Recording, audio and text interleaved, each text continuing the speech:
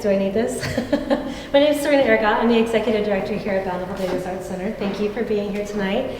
This is Robert Fuerer. He's an amazing artist and he's been practicing in Salt Lake City for quite some time. So I'm very excited to have him here with us tonight talking about his work. So, thank you. Thanks so much.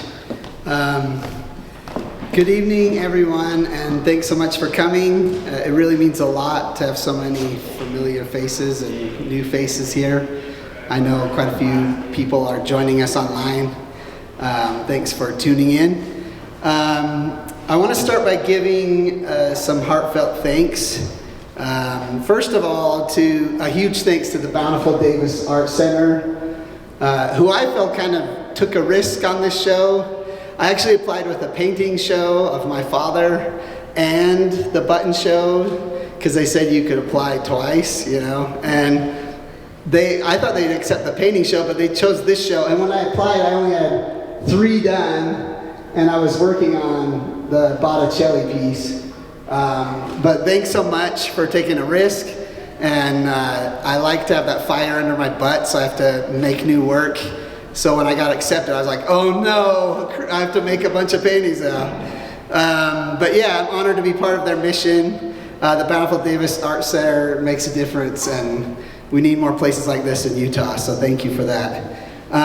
Also, big thanks to Heather, my sister-in-law, who gave me half of the buttons for the show. She goes to lots of estate sales and craft places, and every day she would be sending me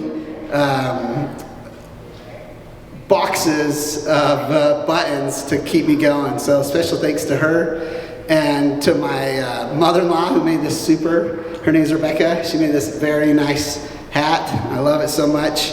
And also Tony, she's not here today, but Tony, she had this wonderful collection, and she said she gave me all of her rejects, but I beg to differ, because I think I got the gold. Either that, or I've been hot gluing pieces of plastic trash to wood for a year now and calling it conceptual. Heather, anyways, she constantly sent me all these boxes of things, all of these boxes from Colorado, and I'm pretty sure she had to register at the post office as some non-profit button relief organization. And finally, I want to thank all my friends and family, near and far, especially my wife Erin. She just walked in. She had to vacuum buttons off the floor for the past year, more than anyone should have to in a whole lifetime. Thank you for your patience and your humor, and for organizing all the buttons by colors while we binge watch the Gilmore Girls. I really appreciate it. Anyways, this show is called Women of Art, Button by Button. But tonight I don't want to only focus on the buttons. I also want to focus on creativity, where ideas come from, how we recognize them, and how we can train ourselves to grab them when they arrive. But first, a little bit more about myself. I was born in Switzerland. I've always been an artist. I've always been a hat guy, love hats, and I feel really lucky to have supportive family. I'm the oldest of 3 siblings, and my parents I was in a unique situation. My mom was from Provo, and my dad was from Zurich, Switzerland. My favorite, and probably my first memory, was of my mother, Marla. She was a preschool teacher, and she would roll out butcher paper, like, you know, what is that, 3.5 feet wide, from the kitchen all the way to the family room. Then she'd mix up these pie tins with poster paints that she had for preschool. And then she'd hand us these big brushes, and red, yellow, and blue, and the sky was the limit. I mean, an entire floor of paper. And I credit her to my love for large artwork. Although these button pieces are small, when I paint, I like to paint, you know, 6x8 or 8x5, or I like to make large pieces, and I think it's definitely because I was doing it when I was a toddler. Let's see. So I feel really lucky to have them in my life. My father and my mother, I mean, you saw those last two paintings. They always appear in my art. My mother and my dad passed away fairly recently, and it's just the way I connect with them again is to make artwork about them. Even though this latest show was more about the women in art, but I mean, many of the buttons were from my mother, from her collection, and my great-grandmother, and so as I glued them on, I felt like I was honoring them. About me a little bit more, the interesting thing is I've spent the past, for 3 years I've been here in Utah, but before that, for 23 years I was in Taiwan, and I had my own art academy, painting plein air, doing many shows. This is my 18th solo show. I've had 4 in the States, 2 in Utah, 2 in New York, and here's a little short video of me horsing around in Utah.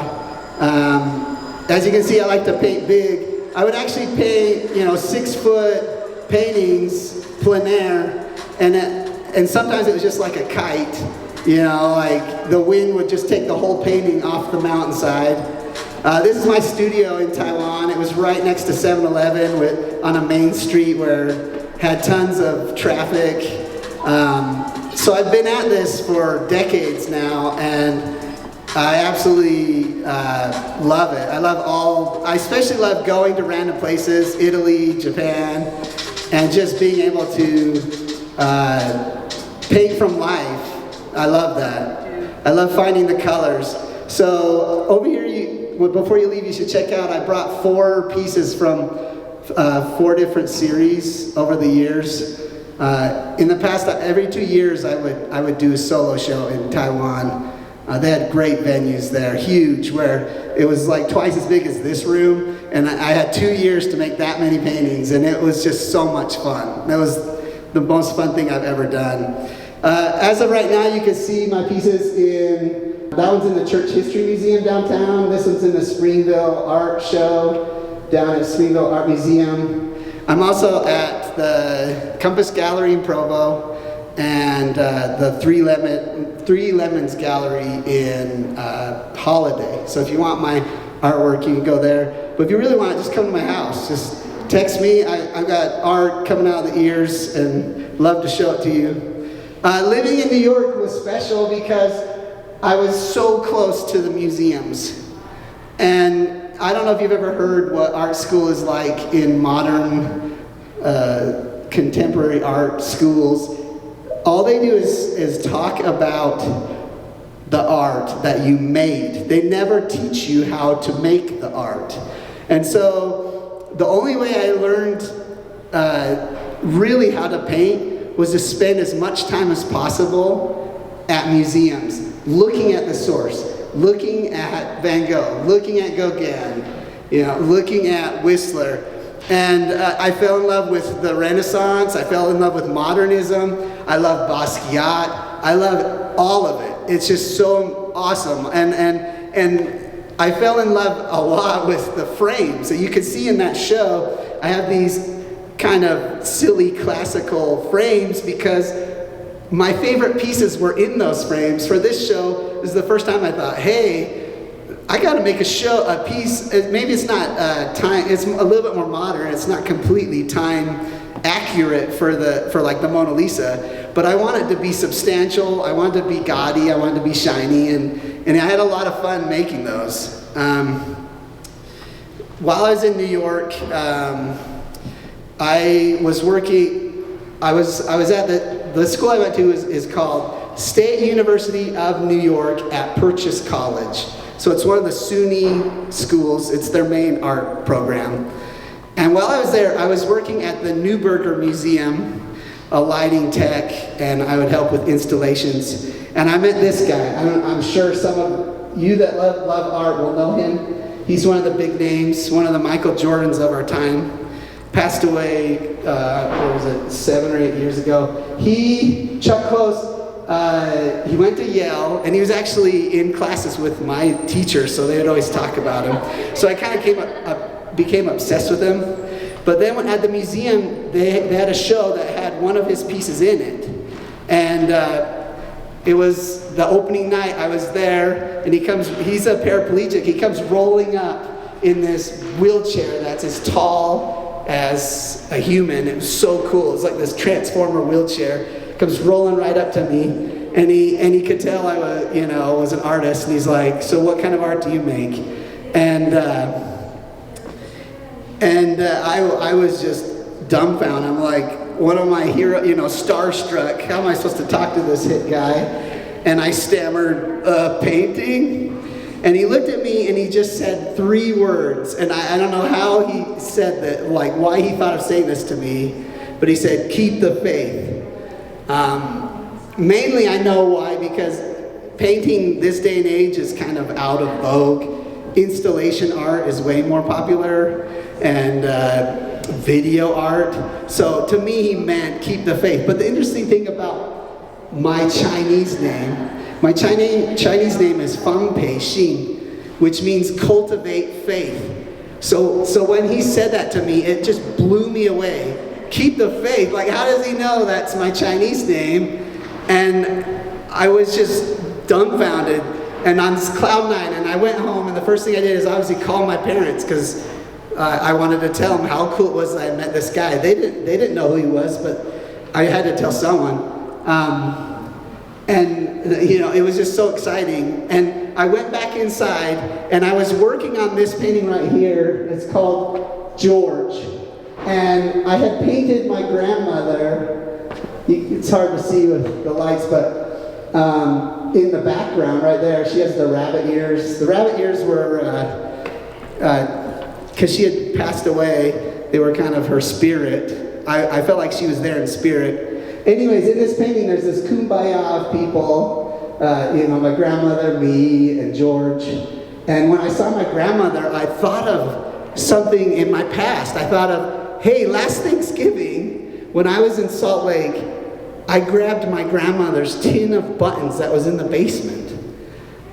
And I started fumbling through it and looking for cool ones. And I was thinking about Chuck Close and how all of his paintings, like if you saw that, his paintings are these squiggles and circles in grid systems, and they make up these amazing portraits. And I thought, hey, his little painting squiggles are kind of like buttons, just color pieces, And I was looking at these buttons and I thought, oh my gosh, what if you glued these on a painting and used them as the paint? So I had this aha moment. And so here's my grandma and the tin of buttons. She was a seamstress and had tons of buttons, and she made quilts for all of her 120 great-grandchildren, and I was one of them. And her name was Violet Hamilton, greatest lady ever. But as soon as I figured out that idea, like, hey, I've got this can of buttons, I've got a glue gun, and I just met Chuck Close. That same night when I met him, my friend Nick and I,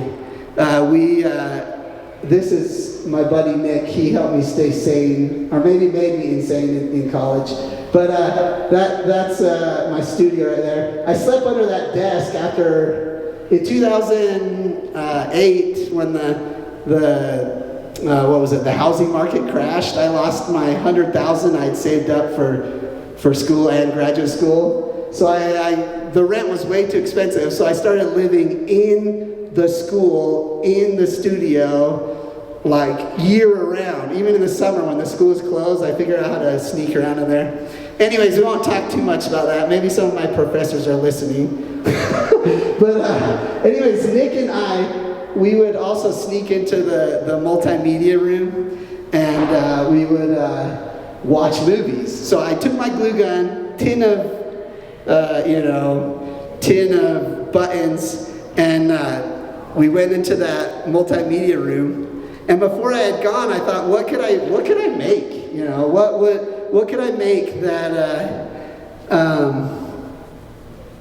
I had to decide what to make, and the answer was obvious to me. It was the Mona Lisa. It wasn't a random choice. I chose her because she's arguably the most iconic image in Western art. By recreating her with my grandmother's buttons, I wasn't just copying the masterpiece. I was entering into a dialogue with it. I was filtering a global icon through something deeply personal, domestic, and rooted in family. And that was the way of saying, I know where I am from, and I know what I want to say. So I grabbed the board, the glue sticks, we went into that room, and we started watching Fight Club. I remember it clearly, because nothing says reimagining the female form like Brad Pitt punching people out in the basement. As a result, a button-covered Mona Lisa, I finished it and I didn't think anything of it. I didn't expect a thing. It was just, I had this box of buttons, now I have this piece. The next day is when the magic happened. I brought it to my Painting 4 class with Michael Torlin, my favorite mentor of my entire life. The class talked about everybody's piece except for the buttons, because they assumed, because there was only 9 of us in the class, so we know each other's work. They assumed that was another class's work hanging there, and one student said, hey, aren't you going to talk about the Mona Lisa? And Michael's like, what? Is that our class? And the craziest thing happened. Of the 3 years I was in school, I never heard such an interesting conversation about a piece of work. They went off for 10 to 7 minutes,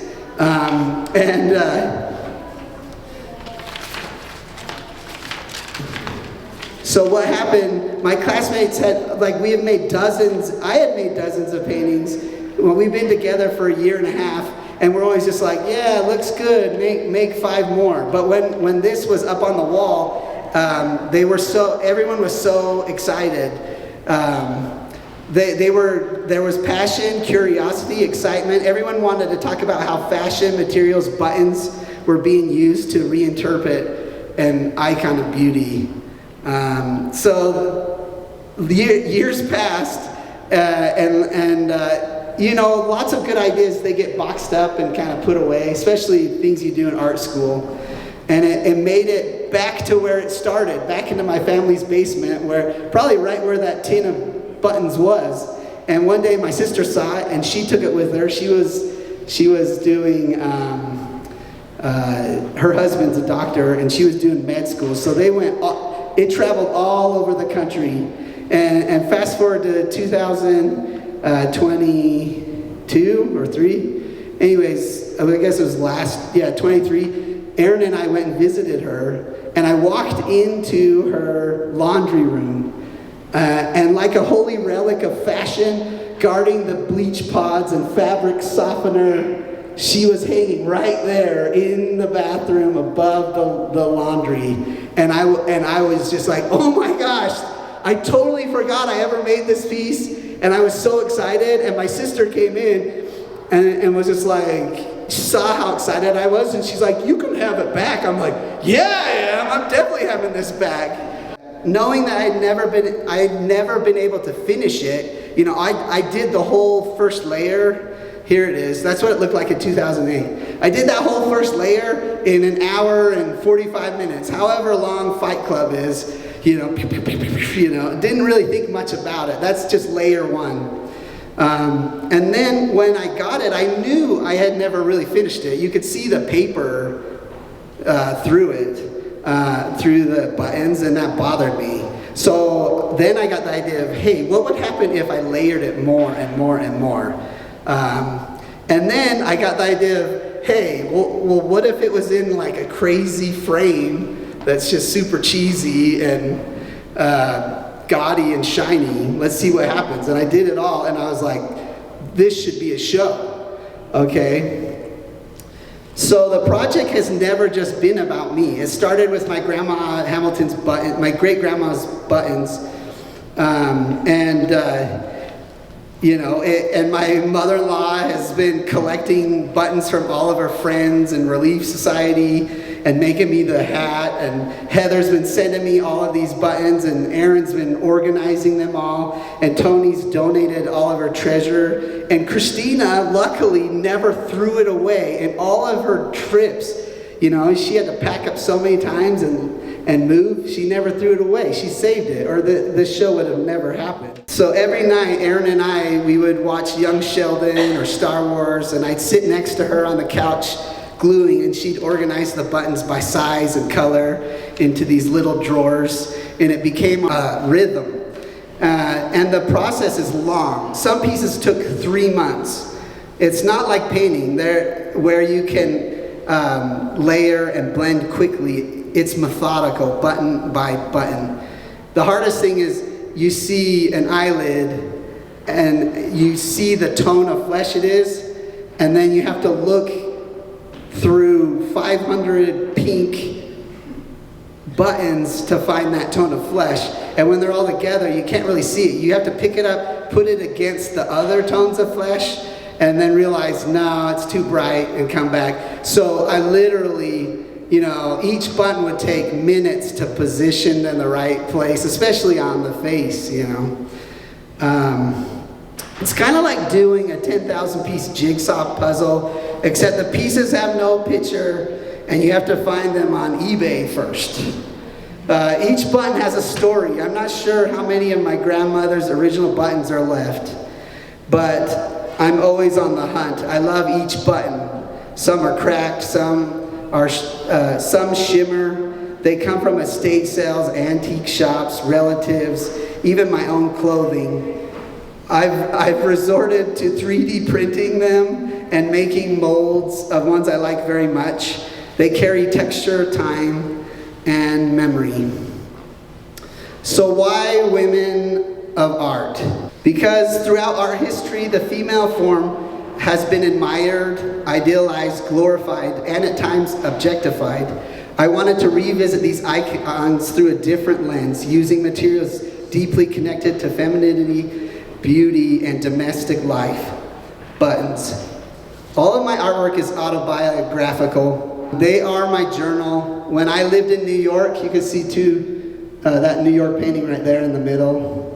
When I lived in New York, I would go down in Times Square and literally paint plein air, next to the naked cowboy and Elmo and 50,000 people looking over my shoulder. Wow, looks good. Or what do you forgot something. Hey, where's Elmo? And then, oh my gosh, it was insane. So that's how I started out in New York.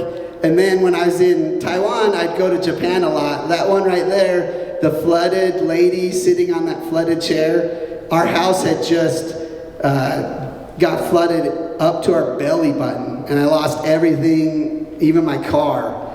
And so that was my diary that day, was painting that lady in the water. And the next one is my father hiking to heaven. After he passed, I painted that one. So each piece is what I'm thinking about at that time. So when my father passed, I created an entire series about him. And now the apple of my eye is my beautiful wife, Erin. This week we're celebrating our 3rd wedding anniversary. To me, she's like Botticelli's Venus, not just in her beauty, but in the grace and light she brings into my life. In many ways, this show is a celebration of her. It's also a tribute to the women who've shaped our visual imaginations, from Botticelli's Venus and Da Vinci's Mona Lisa, as well as women who have shaped my own life, my sister, my mother, my mother-in-law, my grandmother, and my daughter. By using their buttons, I'm stitching together beauty and labor, fashion and legacy. The images aren't always crystal clear. You have to bring your own eyes and mind to complete the picture. After finishing the Mona Lisa, the birth of Venus felt like the perfect choice for my second piece. It represents the Renaissance rebirth of the classical age. So it was a natural progression. My selection of women from art history wasn't accidental either. I wanted this to span a timeline from the Renaissance through modernism and the 20th century. I reimagined iconic works by artists like Picasso, Gauguin, Whistler, and Frida Kahlo, giving each one a fresh, tactile, visual experience through buttons. That's the key. These paintings really aren't finished until someone sees them. You've seen the Mona Lisa so many times that when you look at my version, your brain fills in the blanks between the buttons. It's not about realism, it's about recognition. Your subconscious does the work, the viewer completes the painting. Art is a two-way street, and the show is all about relationship. I like to think of it as a date with art. I brought the buttons, you bring the meaning. I used to make art that focused on the dark and broken and heavy. After my dad passed, I went through a major shift. And then I met Aaron, and I brought light. It brought light into my life, literally. Suddenly, I was drawn to color, to joy, to brightness. Hence the way I oversaturate my paintings and am obsessed with bright colors. That's what these button portraits are to me. They're little explosions of color and memory of family and beauty. So about techniques and materials. Here you can see me all organized. Aaron's separated all the colors. As I started gluing them on, I remembered all of the lessons I learned in class. And the one that was the most potent to me is about an abstract expressionist artist named Hans Hofmann. If you go to Berkeley Museum of Art, they have the biggest collection of his work. But Hans Hofmann, he was the pioneer of this concept of push and pull. So if you put the color in front, it pushes forward. If you put it back, it pulls it back. And how you overlap each thing really matters. For instance, if I overlapped my head with the sky paint, I painted my hat first, then I paint the sky on top of my hat. That juxtaposition of sky on my hat pulls my hat back in space. So as I was working with each button, in my head, I was thinking about the books I've read of Hans Hofmann. Okay, I need this part of the body to go back, so I need the sky on top here. And I need this to come forward, the hair's on top of the body, so the hair has to go back on top of here. And the hardest thing was, there are so many beautiful buttons underneath, like 3 layers down, that I'm like, like I ended up being a lot smarter when I knew, oh, this will be perfect for the nose. I had to set that aside, do like 20 other buttons on the nose, and then, okay, boom, right, finish the nose with that one. The process, I didn't fit, the difference in painting is, I can't just make the color right now by mixing 2 colors together. I have to find the color. But the actual process of gluing it on, it was very satisfying when I found that perfect color for Mona Lisa's neck, you know, and I put it on there, I'm like, that's it. And Aaron so many times would hear me like, oh yeah, I found the perfect one.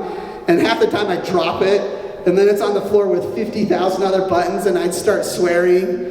I'm like, no, I needed that one, you know. It's pretty funny. Well, I don't know if you guys have seen it, but on 15 Bytes, the artist website, Jeffrey Witchert, he gave me the best compliment. He did a review of the show. Best compliment I've ever had, except for one other one I could think of. But there's one sentence in the, you should check it out. Just go to 15 Bytes. Here's the website right there, 15 Bytes. Go there and you can read the article about this show. Like the stuff he brought up, I'm like, man, I never thought of that. That's exactly what I meant to say. But on 15 Bytes, Jeffrey, I mean, I'm kind of embarrassed that he said this, but he said Leonardo, Lady with Ermine, which he finished around 1491, was one of the series of women's portraits that climax with the Mona Lisa, which was not finished until Fuerer came along and buttoned it up. Whoa! Me and Leonardo in the same sentence?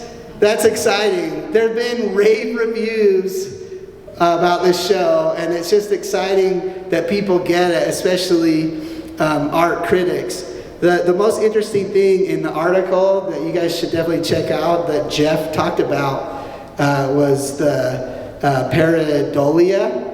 And pareidolia is so cool. We all have this. It's that strange way our minds find patterns, find faces in patterns. Do you do that? Like, I'm always talking to Aaron, look at that tree, there's a face right there, or look at that house with the windows. Our minds do that all day long. And he was talking, in the article he talks about, said he would come up to a piece, and out of the corner of the eye he'd see Whistler's mom. He's like, oh my gosh, that's Whistler's mom. And then he'd look at it and like, where'd it go? You know, so our subconscious would finish it, and then you'd look at it, and then it'd like disappear, or it would become lost and found. And that's something that I was so excited about. And that's the reason why I've never made a button painting that isn't of an icon. Because I think, you know, if I made a painting of, let's say, I don't know, the Great Salt Lake, like, to me personally, it's going to be boring because I don't have any history with that image. And my whole idea with this show is how do I bring your memory, your experiences out in front? You are finishing this piece, you know, and I'm very interested in that aspect. I definitely want to revisit this method, and I want to do classic landscapes. That's probably going to be my next endeavor. I'll still keep doing women of art, and I might do a men of art too, but I'm super excited about visiting images that we're so familiar with, and so we can see it in a new light and in a new way. Framing the classics, you can just see me painting this frame. I had to put a rabbit in the show. In case you're wondering where the rabbit is, it's on Frida's frame. If you don't know, all of my paintings, except my New York series have, well, actually all my New York series have rabbits in them too. Never mind. Yeah, every painting has rabbits, except for this show. Only one does. I think I have a rabbit button on my hat, though. But I think that I really had a good time with the frames. Like, I've never tried to paint folk. Actually, I'm not a folk artist at all. Like, to paint this frame was a real trial for me, trying to make it look folksy and fun. But I had a good time doing it. Anyways, so I think framing the classics was another thing. I didn't bring any. I've done some weird frames in my day, like that series, The Lady in Red. It was called 31 Dreams of Fuji Mountain, that show, and it was like 70 pieces and tons of sculptures. You could see it in the background in this image right here, this show. Let me see. Where is it? It's like the third image here. Oh, there. You can kind of see, well, barely. I made huge sculptures, and, you know, this is like a 9-foot wide painting. But in that show, I made many weird canvas sizes. I would finish the painting, and then I would cut pieces off the painting because my memory couldn't remember all the parts, and I had really fun with that. And then in my father's show, that was a solo show I had in January, I would paint directly into the frame. So the painting and the frame became one. The painting, the tree would go off onto the frame, and that was fun. And then this one, it's like, anyways, I've been having a lot of fun. You can see these frames were fun too. That frame on the one on the church in the Church History Museum, the frame took longer to make than the painting. So I don't know if it's worth it yet, but it's fun once in a while to go crazy with frames. Final thoughts. You know, this may look playful, even humorous, but I see it as a serious way to make history breathe again. By reimagining iconic works through buttons, I'm trying to bring fresh life and relevance to these masterpieces. And I was telling Aaron like 3 days ago, like my biggest, what's the word, dream or aspiration is that one day that one of my button pieces will be in a show next to one of these classic pieces, and that would be, I would know my ship has come in if that ever happened. One more thing about the process is when I place the buttons in one of these works, it functions like an oil brush stroke. A button for a cheek, a smaller one on top of it for a nose, and it's not just the image forming, it's structure, volume, overlap, relief. The button paintings are not flat images. They're half-inch sculptures built up from touch and vision. When I get the layers and overlaps just right, it's exhilarating. It's the same joy I feel when a brush stroke sings. To me, although I'm holding a glue gun, it isn't Hobby Lobby craft time. No disrespect to Hobby Lobby, but I'm pretty sure they don't teach Hans Hofmann push and pull next to the candle making kits. These fine art pieces are rooted in oil painting tradition, layered with decades of painting experience. This isn't the end for my painting practice, it's far from it. This branch grew from the same tree as my paintings. It's a way of saying, I'm here, and here's where I've been. Thank you for being here tonight, and it's an honor to share this with you. If you haven't already, please sign the guest book, leave your thoughts, and share your email so I can keep in touch. If you like the show, please bring your friends back before it closes. Art is better when it's shared. Remember, creativity doesn't have to be dramatic. Sometimes it starts with a box of forgotten buttons and a little curiosity. So keep your eyes open, keep the faith, and start where you are. Thank you.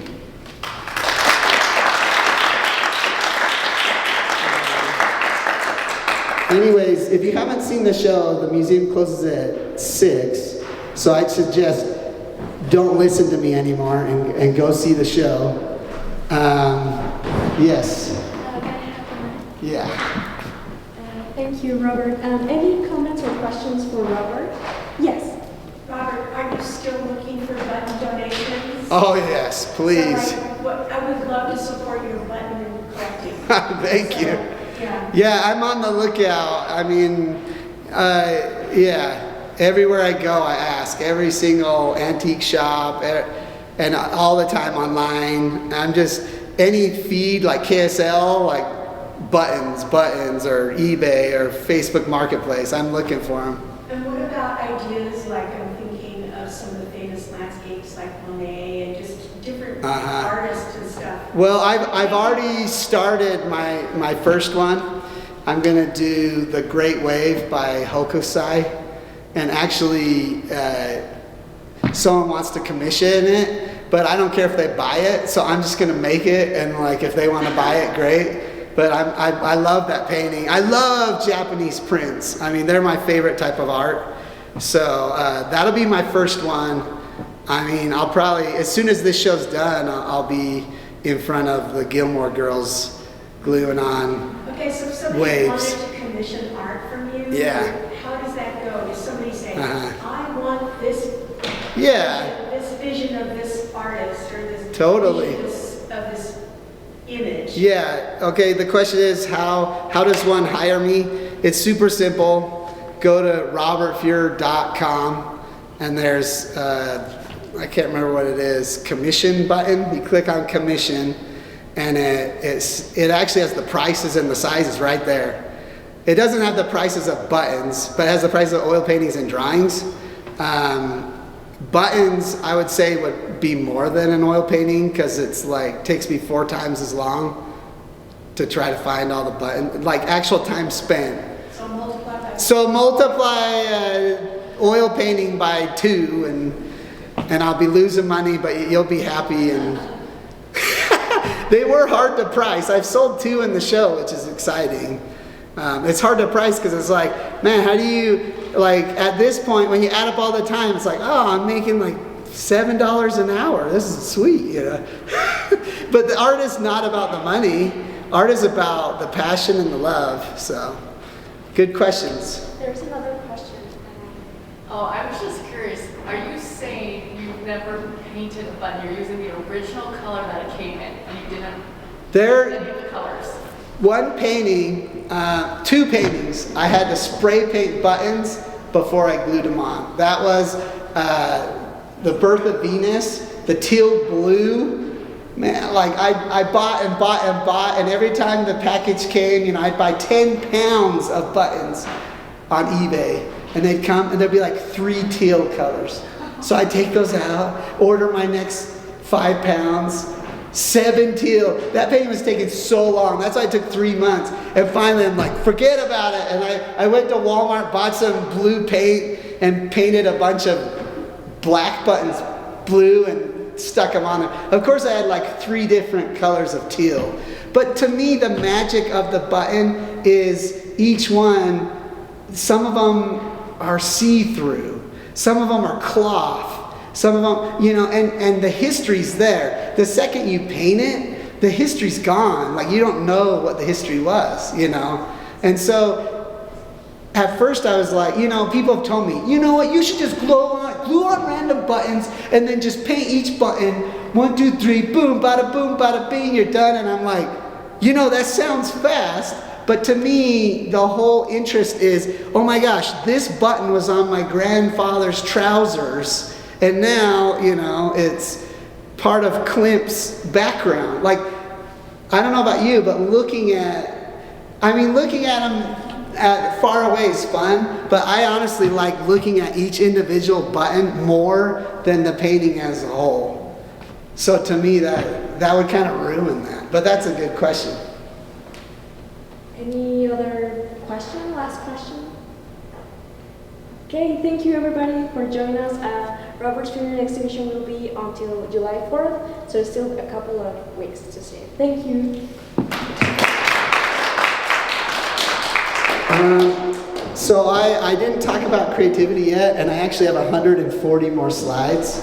We could go through like 10 of them if you wanted. You want to talk about creativity? Yes. Let's do it. Okay, my very, very favorite art quote. Take an object, do something to it, do something else to it. Jasper Johns, you know him from the flag paintings. Every single show, I've told you I have 16 solo shows, every single show worked because of that last step. Do something else to it. You know, if you looked at my Mona Lisa, the first one, the colors were way closer. Okay, I was being true to the colors. They were all dull. Granted, my grandmother's buttons were pretty dull. You know, they weren't that bright. But once I did something else to it, add personalized colors, I'm like, man, I want her to see. What if Leonardo painted it yesterday? I bet it would have been bright. You know, make it 5 buttons thick. Add a custom frame. So with this, I don't have a show. But as soon as I do something else to it, add my own flair, add 5, 10, 7 layers onto it, and make a crazy frame, all of a sudden I have something. If you look at that idea, the aha moment came when I considered Chuck Close's pointillism. His dots were nothing different than a button. That's how he painted all of his paintings.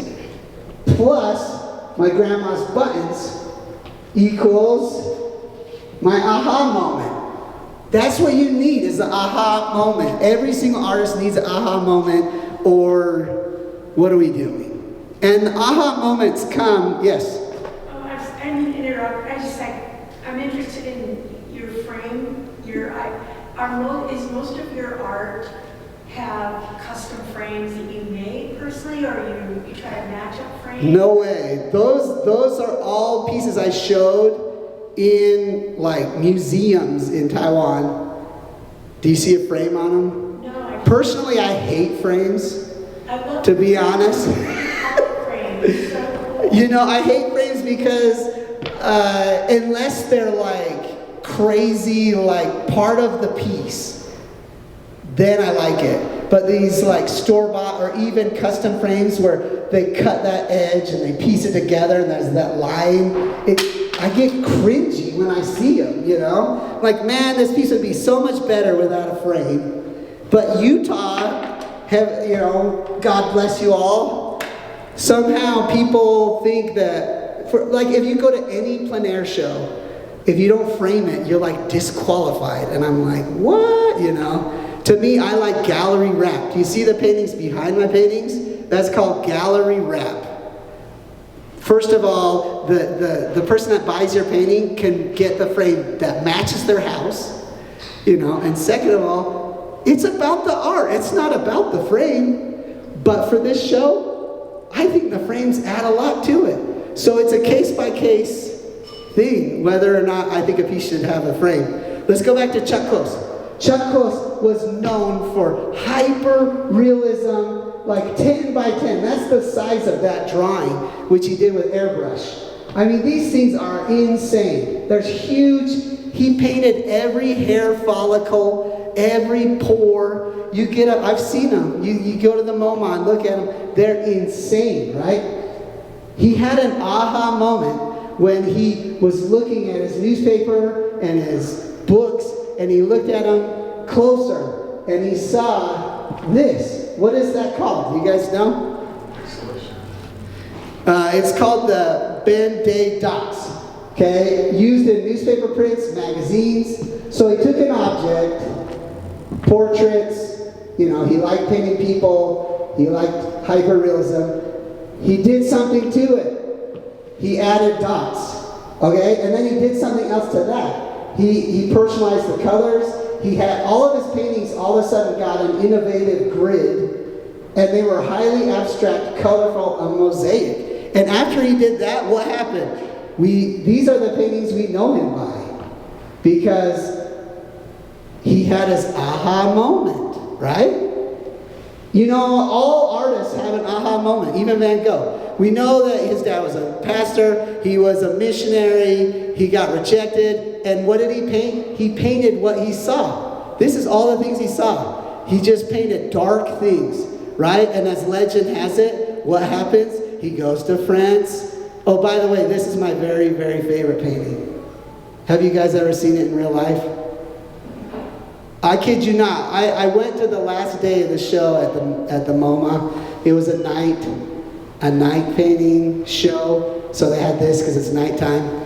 And this is the first painting when I walk around the corner. I still had 2.5, 3 hours till the museum closed. I stood in front of this painting and looked at every single brushstroke for 2.5 hours and didn't even realize it. I cried, I was inspired, and all of a sudden, and I was, you know, the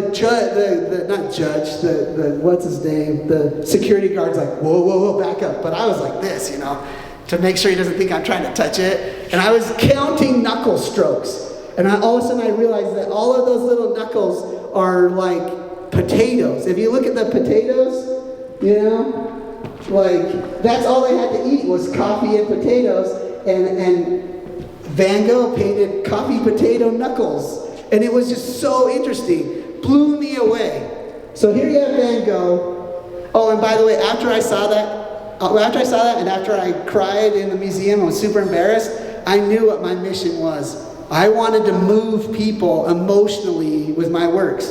And that's the best. You know, in my last show, multiple people wrote in the book, you made me cry, this and that. I don't even know you, but I know that feeling of losing your father. And I was like, yes, that's my goal. I want to move people emotionally. Anyways, let's go faster. Van Gogh.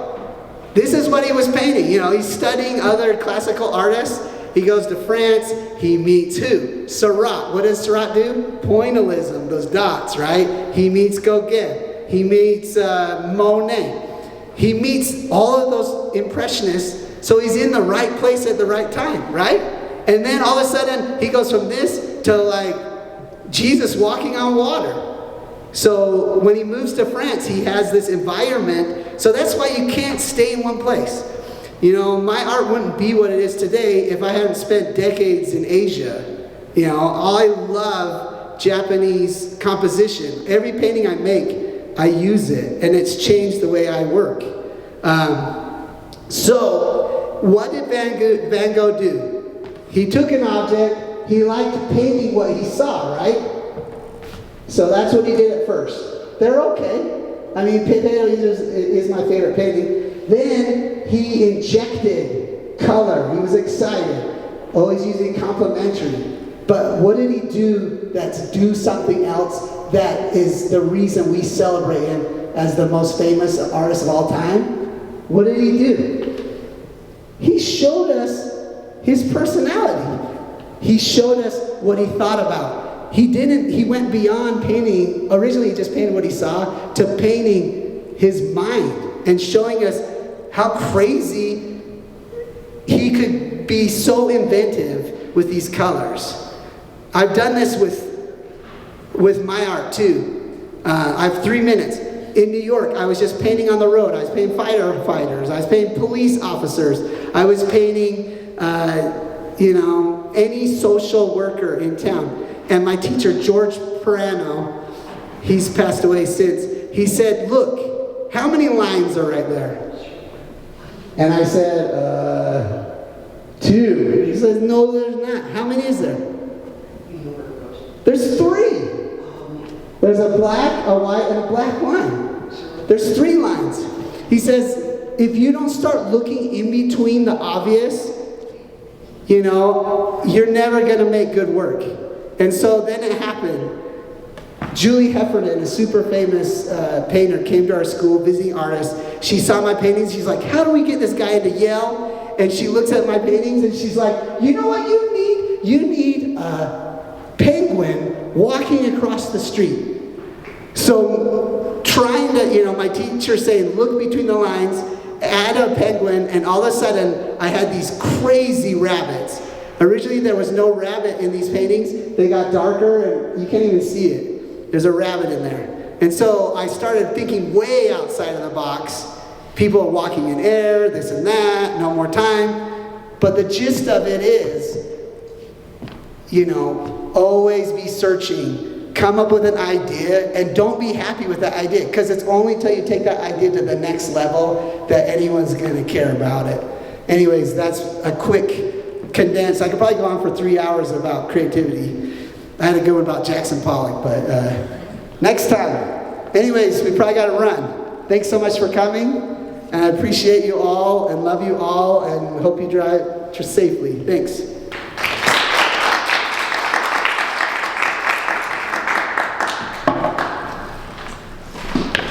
My man. So good to see you. Thanks so much for coming. That was so good. Thanks. Appreciate it. Do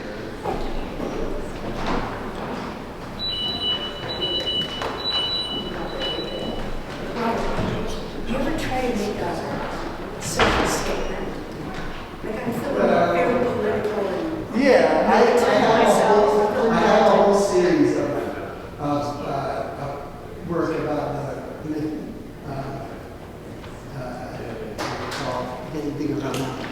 military industrial complex, and it was insane. I got so much people getting mad at me. Like in the show, they wrote, "If you don't like America, just move." Yeah, and I was just like, okay, sorry,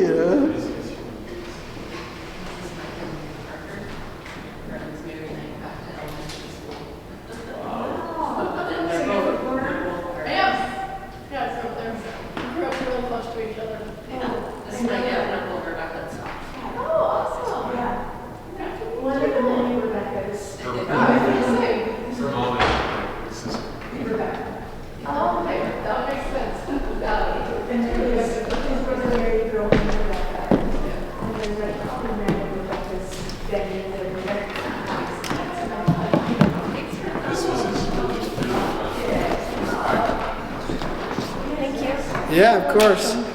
Thanks so much. Thanks for having me. Yeah. Really appreciate it. Yeah. Good. Fun to talk about creativity. I taught for 2 decades in Taiwan. I did lots of college visits where I would do, visiting artists like all over Taiwan. And the only difference was I had to do them all in Chinese. Oh boy. I speak fluent Mandarin, so it's That's okay. awesome. That's awesome.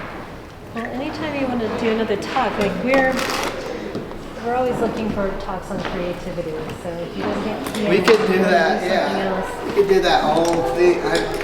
There's a lot to it. There's practical stuff at the end there. Yeah. Stuff that artists would love to hear. Exactly.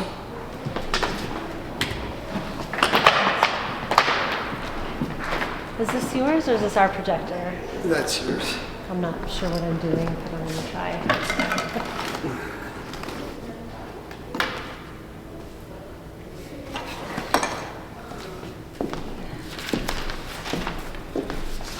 Ooh, now I can get back to painting. That was full, I don't know, I spent like 20 hours figuring out the PowerPoint. Oh my gosh. Well, it turned out great.